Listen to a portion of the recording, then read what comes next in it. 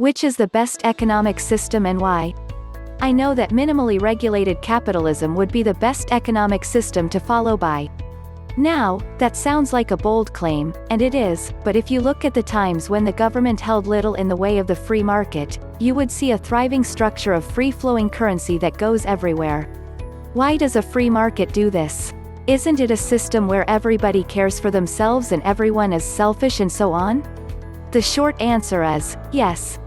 No system is free of corruption, and capitalism sure never works flawlessly. But the fact is that capitalism is still based off of two independent parties voluntarily accepting the other's conditions, while working for their own self-interest. If we didn't have that scenario where a voluntary trade can occur, capitalism freezes. So, the job of the government is to regulate the market so that these trading grounds can be as unfettered as possible of any unfair trades.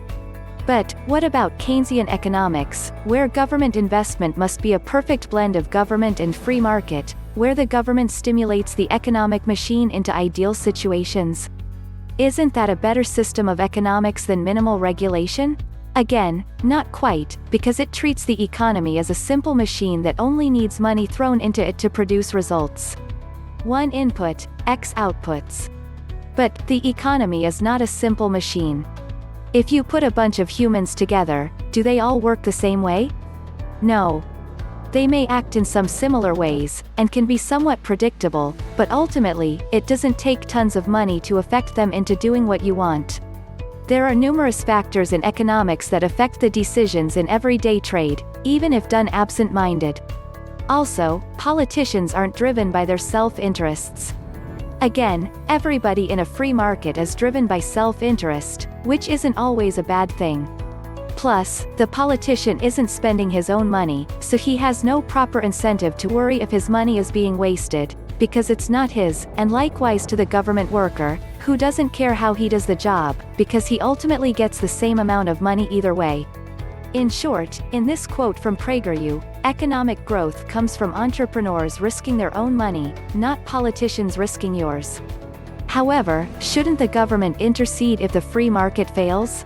To that, I say if.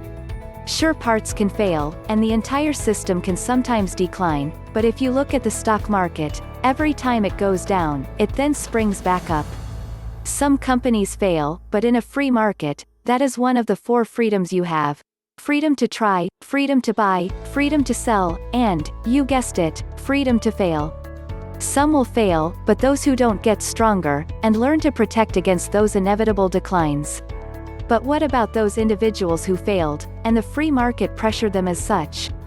Shouldn't somebody help them? Yes, but private charities and family members should be the first to respond to these failings, not the government. Plus, while failure isn't nice, it's a character builder, because you learn from failing. If somebody bailed you out on the failure, you just learn to depend on that person to bail you out next time, and you grow more lazy. That's why welfare doesn't work like the free enterprise system.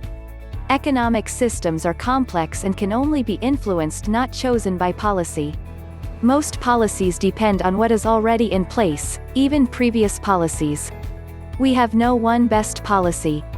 We have no good way of measuring long-term impact. We have not enough instruments. As an example, 200 years there was this question: how do we deal with this strange new third production factor besides land and labor? What is capital? Why is it screwing with our status quo of human rights, property rights assignment in the face of externalities, power corruption levels, capital accumulation, nationalistic protectionism, cartels, unions, taxation distortion? How should we morally decide who gets to have it, keep it, and accumulate it? What policies work best to achieve that? How would we measure whether we are on target? The truth is this. We have currently no scientific way yet to morally decide who should have stuff and who shouldn't. We think we do, but we don't. And if we didn't lack yardsticks, we'd lack instruments and jurisdiction to make it happen. We have some instruments. True, we have confiscation, but these work only once. True, we have taxation, but these don't self-optimize. True, markets optimize allocation, but that's all they do. Markets do nothing for the other stuff.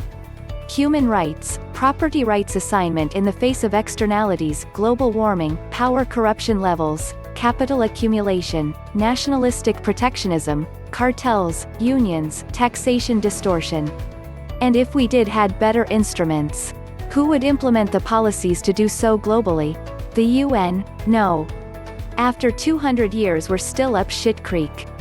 We had to meddle through. And we did so by settling on some nationalistic middle ground. A mix of social capitalism seems to work for a lot of rich countries, though alas not for the world as a whole. So it's not the best. And it's not a choice but a compromise.